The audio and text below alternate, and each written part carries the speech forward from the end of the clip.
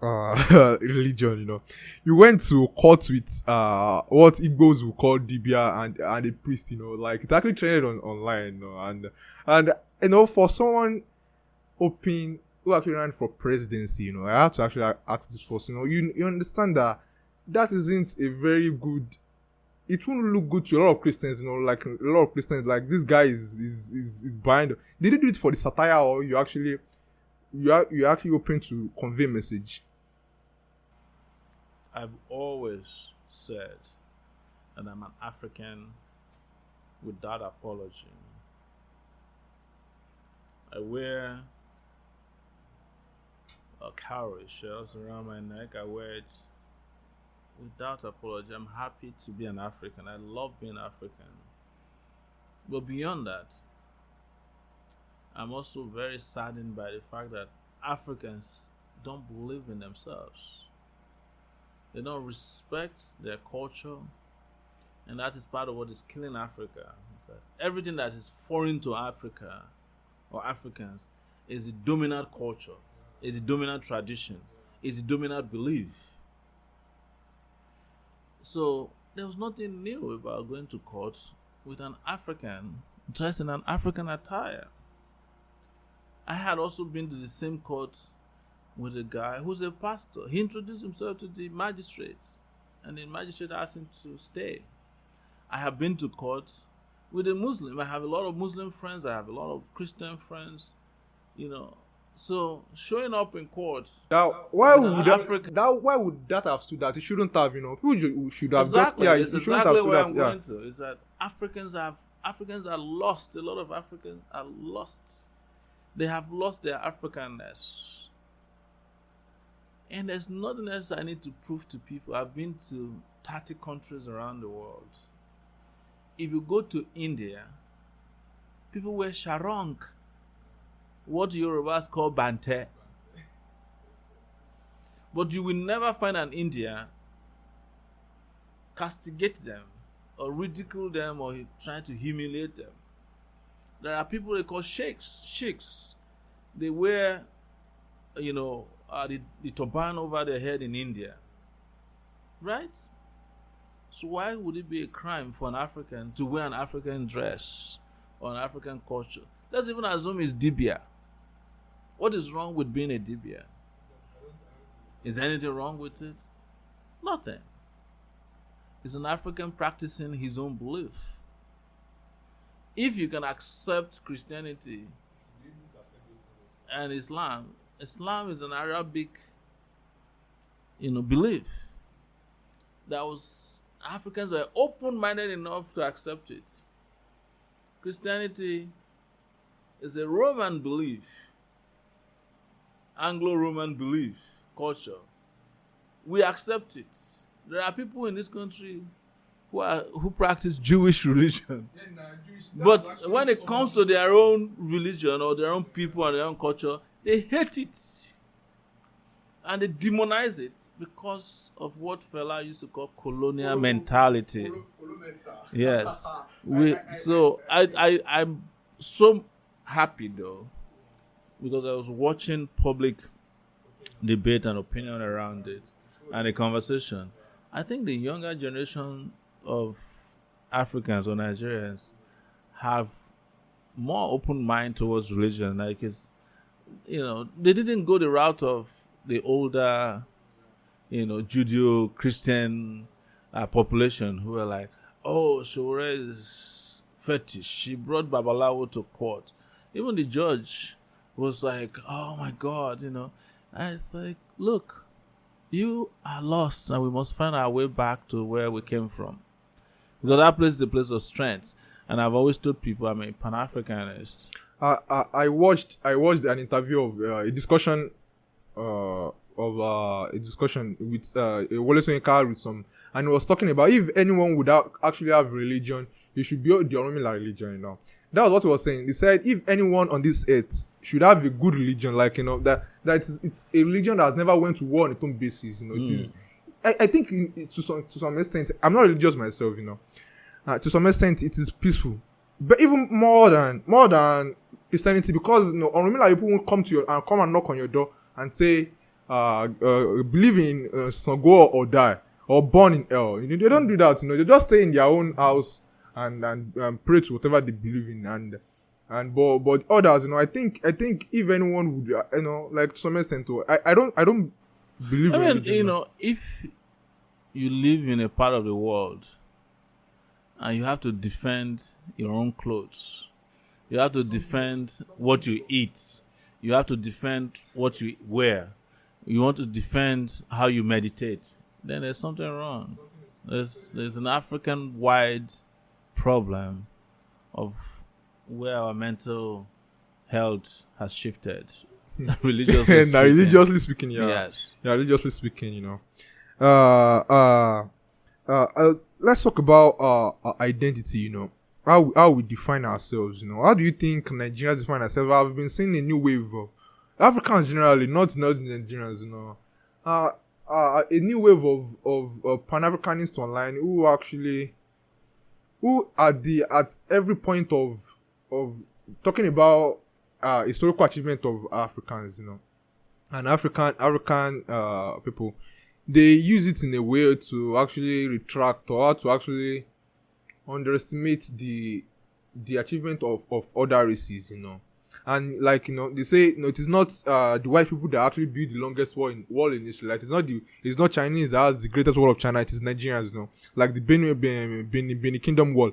And they say this it is not the white people. It is not the white people. And I have seen some hatred, among those people, like for other people of other races, and it has been alchemized by a lot of people. Like alchemists of it online, who are turning it into rage, and what do you say to those people who can't define themselves, and they have to define themselves on the hatred of other races? Well, I think I don't see it as reverse racism. A lot of people are looking for strength. They are looking for identity. There's a whole lot of identity crisis out there. Yeah, in Africa. And people have become victims of being branded and identified by their same oppressors, but the more subtle, global oppressive system. Because they will look at you and say, "Oh, you belong to Generation X," or you're this and that. But that's not who you are. You are way more than those Roman letters with which they define you from time to time, or some kind of symbol or sign. So it's forced a lot of Africans to look and say, look, where are we coming from? Where do we come from? Did we never produce or manufacture something before? And they go back into history and try to draw strength and power. Because it's a form of empowerment for them to be able to say, psychologically. And say to you, look, which is true. Yeah, we are someone. Yeah, Benin City was better than Amsterdam when the British came and destroyed the place. If you've been to Egypt, you see the kind of architectural designs there. The designers might have been non-blacks, but the builders were blacks. Yeah. But that racism has been so well defined that they refuse to give credit to the people who built the pyramids in Egypt. They've spoken about history and recorded history through their own lens, by actually looking down on us in a way. Exactly. Yeah. So it's a form of pushback, but it has its own deficiencies. Yeah. Because there's a need for a future, so you can't be stuck with the past perpetually, and we can't get anywhere ahead by engaging perpetually in blame game. Exactly. Yeah. Now, yeah. So it's the reason why I say to Africans, because I noticed this in the U.S. when I first arrived in the U.S. They hated white oppression, but some black American activists were in love with Mugabe because of Mugabe's rhetorics against white racism. So you have to understand that you must not allow this revolutionary thinking to create what I call revolutionary confusion, to the point that you hate white oppressors, but you start embracing black oppressors. which is one of the things that like Minister Louis Farrakhan did. At the point, he was very vibrant, fiery, firebrand, uh, black activist in the U.S.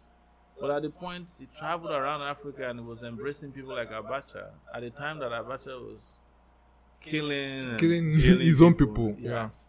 So it's important that people have a full gamut of what needs to be said, to be done, and need to be understood in moving forward. And in moving forward, that you don't make the same mistake that our ancestors made, complacency. What do you mean by complacency? I think there was a period, in my view, and I'm looking for that period, in which Africans were complacent about their freedoms. Because I keep asking myself internally, how could 6 people show up with a ship and transport 200 people for 6 months and nothing happened? And they come back and over again and they did it for 400 years. What happened to the African strength? Why wasn't an army that was resisting them on the ground? Why, did we just keep allowing that to happen? But you could ask the same question today because of this latent complacency. And ask yourself, why is it that a few guys in Abuja, why is that they're able to hold to ransom 200 million people, of which some 70 to 100 million are young people like yourself below the age of 30 or between 40 and below, who could just wake up one day and say enough is enough and these guys will be jumping their fences? How could an army, police, DSS, that's less than 1 million, all of them hold to ransom 200 million people? It's the same question I keep asking, and the only explanation I could have is that there was something went missing somewhere, and I describe it as complacency. Maybe things they could have done proactively at that time they didn't do. But of course, you cannot also rule out internal sabotage from a lot of these traditional rulers. As part of the reason I don't have much respect for them, because they colluded, they were complicit in slavery, and they still do it today. The subjugation of our people always have some kind of traditional or religious authority involved in it. People will be killing you, and your pastor will be asking you to pray. But the pastor himself goes around with, like 12 policemen armed with AK-47. Yeah. So it's something needs to be fixed about how we think about these things. And if earlier and fast, earlier we do it, the better for everybody. All right, guys. There is an investigation going on in Nigeria right now. It is the kind that has never been done in the history of our country. It is about investigating the supernatural. People believe in juju, they believe in jazz, they believe in voodoo, whatever they call it. Statistically speaking, more than 170 million people in Nigeria believe in juju. And you can tell the tremendous harm it is doing in our society. Everyone are seen it themselves. The mentally ill are being abused in churches, they are being chained in churches. Parents keep their sick child at home, hoping for a miracle. And even one of my grandmother was actually turned back from an hospital because the doctor actually believed that her illness was caused by the devil. Statistically speaking, again, 1 in every 3 people actually knows that there is actually someone laboring away because they actually believe that their problem is actually caused by the supernatural, caused by some witches in their family. I can tell you, I could be putting on the screen guys, children that are dead because of these beliefs. So this is what I've been doing for the past 2 months. I've been visiting voodoo priests and actually testing out their charms live on camera. I've been testing out charms. So to support this movement, to support this enlightenment, please, you can become a patron for 1,300 naira per month, or just join the Discord group with 1,000 naira per month. You get access to 2 videos per month because these videos won't be public for now, so as to actually be able to continue. Because when I actually go public with this, my face will be out there, and I won't be able to do it anymore for security's sake. You have the opportunity to have a conversation with me twice a week on camera. So join and actually support. If you understand the importance of my work, the minds that has to be enlightened. If you understand the importance of my work, please support my push for enlightenment. For 1,300 naira on Patreon, 1,000 naira on Discord. Direct debit. It is very easy. It is very easy to actually join Discord. Every link has been added in the description on YouTube. Thank you.